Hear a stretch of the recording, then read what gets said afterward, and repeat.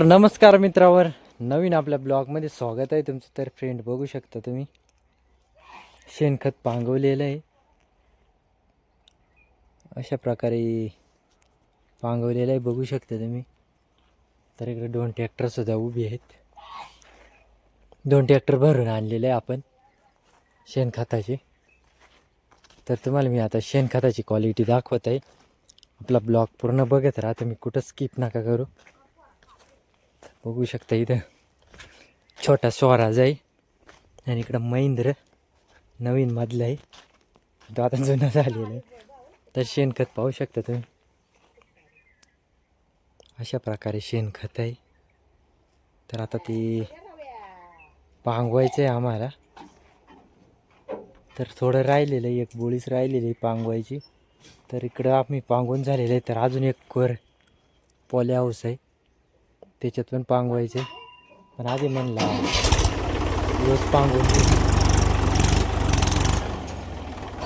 तर फायनली काय आता आपण सुरुवात करणार आहे खत पांगवण्यासाठी, काही विषय नाही. तर घेऊ आपण फास्टमध्ये पांगून. तर इकडून चंदन आलेले आहे, तुम्ही बघू शकता इकडं. बघू शकता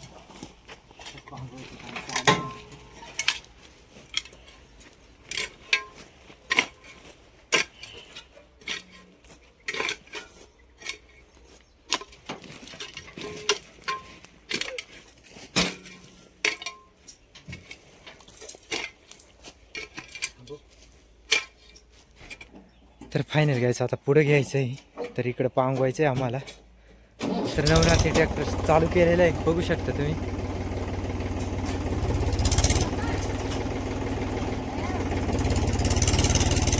फ्रेंड बघू शकता तुम्ही, आता ट्रॅक्टर पुढे घेतलेलं आहे. खत एकदम गाईस प्युअर आहे, बघू शकता तुम्ही. प्युअर शहाण आहे गाईस, खतरनाकमध्ये.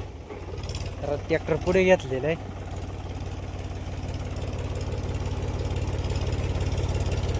तर तुम्ही बघू शकता आता पांगवायला सुरुवात करायची आपल्याला.